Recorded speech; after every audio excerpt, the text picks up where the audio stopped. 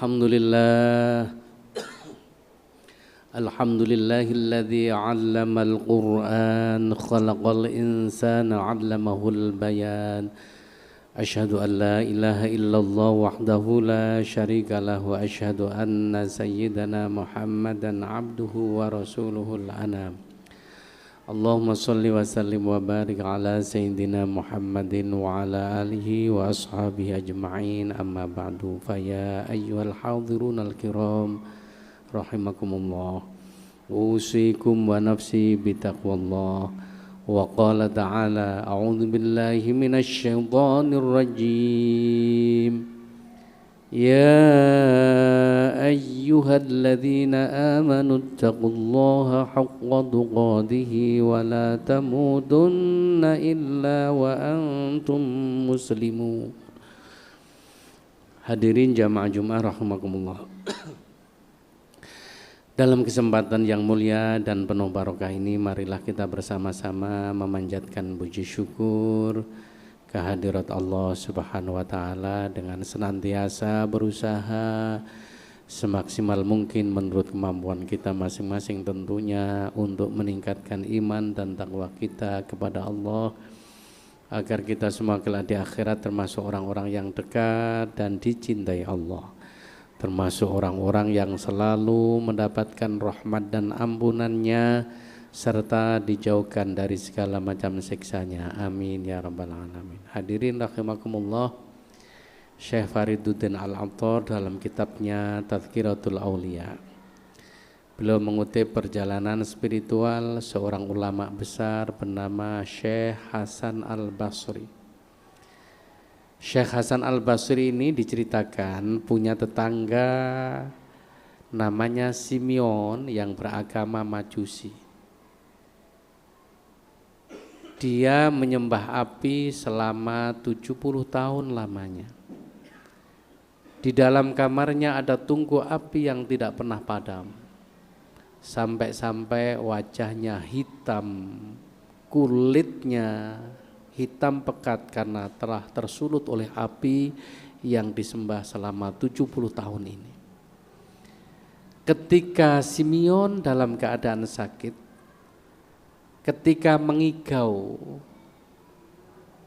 selalu memanggil-manggil nama Syekh Hasan Al-Basri. Akhirnya sahabat-sahabatnya, keluarganya datang kepada Syekh Hasan Al-Basri, mohon agar beliau berkenan untuk menjenguknya. Ketika Syekh Hasan Al-Basri sudah ada di sampingnya, naluri sebagai seorang ulama, seorang kiai, kemudian memberikan wejangan nasihat. Wahai saudaraku Simeon, jika sakitmu tidak semakin baik, cepat atau lambat kamu pasti mati. Mumpung masih ada kesempatan, segeralah mengucapkan 2 kalimat syahadat agar dosa-dosamu diampuni oleh Allah, katanya. Mendengar nasihat seperti ini, Simeon langsung menjawab, Syekh, ada 3 hal yang membuat saya ini enggan memeluk Islam. Yang pertama, aku ini heran dengan umat Islam yang katanya tidak cinta dunia, tapi setiap hari, pagi sampai sore, bahkan malam, hidupnya disibukkan untuk mengumpulkan dunia sebanyak-banyaknya. Yang kedua, umat Islam ini sadar bahwa mati itu pasti terjadi. Dan di saat mati itulah orang akan ditampakkan semua amal yang pernah dikerjakannya selama di dunia. Tapi mengapa mereka tidak melakukan banyak amal soleh di dalam rangka untuk menabung dan mempersiapkan diri menghadapi kematian yang mesti terjadi. Yang ketiga, aku ini heran dengan umat Islam yang katanya dia yakin kelak akan bertemu dengan Tuhannya Allah. Tapi mengapa banyak di antara mereka melakukan perbuatan kemaksiatan dan dosa? tidak segera bertaubat menuju ke jalan yang diridhoinya. Hadirin rahimakumullah, mendengar penjelasan Simeon yang seperti ini, Syekh Hasan Basri kaget. Ini bukan nasihat biasa, tapi mutiara hikmah yang luar biasa. Wahai saudaraku Simeon, meskipun kamu bisa mengkritik saudara-saudaraku umat Islam seperti itu, tapi ingatlah, mereka adalah orang-orang yang beriman dan mentauhidkan Allah, sementara kamu adalah orang yang kafir dan ingkar kepada Allah. Baiklah, mari sekarang kita buktikan kekuasaan Allah. Api telah kamu sembah selama 70 tahun lamanya, sampai wajahmu dan tubuhmu menjadi hitam kelam karena tersulut olehnya. Tangan kita sama-sama kita masukkan ke dalam api yang ada di sampingmu. Apakah api akan berpihak kepadaku atau berpihak kepadamu, yakni membakar dirimu? Aku yakin walaupun tanganku aku masukkan ke dalam tungku api, maka sedikit pun tidak akan membakar diriku, karena api adalah makhluk ciptaan Allah, dan semua makhluk ciptaannya pasti akan tunduk dan patuh terhadap perintahnya. Jika Allah tidak menghendaki, maka tidak akan menyentuh tubuhku, bahkan rambut yang ada di kulitku pun tidak akan terbakar karenanya.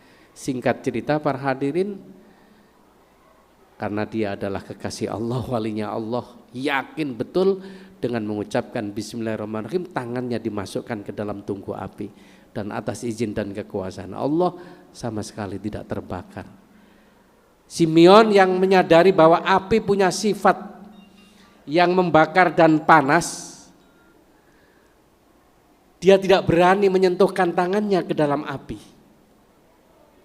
Dengan gemetaran dia mengatakan, aku telah menyaksikan secara langsung kebesaran Allah. Syekh, kalau begitu segera beri tambahan nasihat kepadaku. Akhirnya Syekh Hasan Basri bilang, mumpung masih ada kesempatan, segeralah mengucapkan 2 kalimat syahadat.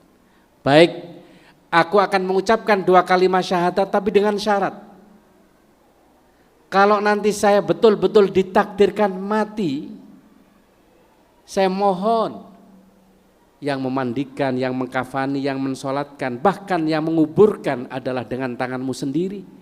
Dan yang kedua, engkau mau membuat surat jaminan yang isinya bahwa kalau saya sudah mengucapkan 2 kalimat syahadat dan telah memeluk Islam, maka Allah nanti di akhirat, bahkan di dalam kubur, tidak akan menyiksaku, aku tidak akan dibebaskan dari siksa api neraka. Singkat cerita, semua permintaannya disanggupi oleh Syekh Hasan Basri. Beliau pun membuat surat jaminan yang ditandatangani beliau bahwa tidak akan disiksa oleh Allah baik dalam kubur maupun di akhirat. Dan nanti permintaan Simon terakhir agar surat jaminan itu dimasukkan ke dalam tangannya dan dikuburkan bersama jasadnya. Hadirin rahimakumullah, karena sakitnya juga semakin parah, akhirnya betul-betul Simeon ditakdirkan mati mendahului Syekh Hasan Basri, tapi sudah dalam keadaan muslim dan mengucapkan 2 kalimat syahadat. Nah, saat itulah semua proses dilakukan, mulai dari memandikan sampai memasukkan ke dalam kubur, dan surat jaminan tadi dimasukkan ke dalam tangannya, ikut dimakamkan bersamanya. Setelah beliau pulang, dalam keheningan malam muncul sebuah kesadaran. Syekh Hasan Basri tiba-tiba mengatakan, ya Allah, hari ini aku telah membuat kecerobohan, kesalahan besar. Bagaimana mungkin aku menjamin seseorang akan selamat dari siksamu, baik siksa kubur maupun siksa di akhirat kelak, sementara aku sendiri, apakah nanti termasuk orang yang engkau akan mengampuni ataukah menyiksaku? Aku belum tentu. Kok berani-beraninya saya telah menjamin seseorang selamat dari siksa kubur dan siksa akhirat kelak. Karena itu ya Allah, ampunilah atas kekhilafan dan kesalahanku ini. Semalam suntuk Syekh Hasan Basri tidak henti-hentinya mengucapkan istighfar para hadirin. Saat itulah beliau tertidur, dalam keadaan tidur mimpi ketemu Simeon. Dia pakai jubah di suatu taman yang indah, wajahnya putih berseri-seri. Syekh Hasan Basri mengucapkan salam, dan setelah salamnya dijawab akhirnya bertanya, Simeon, gimana kabarmu sekarang? Syekh, aku tidak usah menjawab katanya. Seperti yang kau saksikan dan lihat sendiri, aku telah mendapatkan kebahagiaan yang luar biasa. Cuma aku sekarang datang sengaja untuk menjumpaimu karena aku ingin mengembalikan surat jaminan yang telah kamu selipkan ke tanganku. Tolong terimalah surat jaminan, aku tidak butuh lagi. Dan bukan karena surat jaminan aku tak diampuni Allah katanya.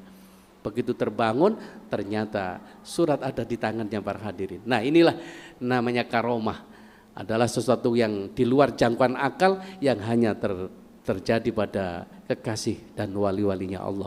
Bukan semata-mata kisahnya kami sampaikan, tapi dari kisah ini minimal kita bisa mendapatkan pelajaran bahwa kita tidak boleh menjustifikasi, menghakimi kepada seorang. Mungkin sekarang masih bergelimang dalam keadaan dosa. Siapa tahu suatu saat nanti dia kemudian sadar dan bertobat sehingga dosa-dosanya diampuni Allah Subhanahu wa taala. Yang kedua, kita yang sejak kecil sudah beriman, sudah bertauhid, bagaimana caranya bisa mempertahankan dengan istiqomah ibadah sehingga sampai akhir hayat kita, kalaulah suatu saat nanti dipanggil oleh Allah, mudah-mudahan dalam keadaan husnul khotimah, mempertahankan kalimat la ilaha illallah. Dan yang ketiga, ini menunjukkan bahwa rahmat dan ampunan Allah jauh lebih besar daripada murka yang akan ditimbakan kepada hambanya. 70 tahun dalam kekafiran, tapi hanya beberapa saat dia mengucapkan 2 kalimat syahadat dan bertobat, akhirnya dosanya diampuni oleh Allah Subhanahu wa taala. Memang bukankah Allah telah berfirman, innahu kana tawwaba. Hadirin rahimakumullah, demikian kami sampaikan, mudah-mudahan disertai hidayah dan ridhonya Allah dan kita mendapatkan ilmu yang manfaat dan barakah. Barakallahu li wa lakum fil Qur'anil azim. Wa nafa'ani wa iyyakum bima fihi minal ayati wa dzikril hakim wa taqabbala minni wa minkum tilawatahu innahu wal ghafurur rahim.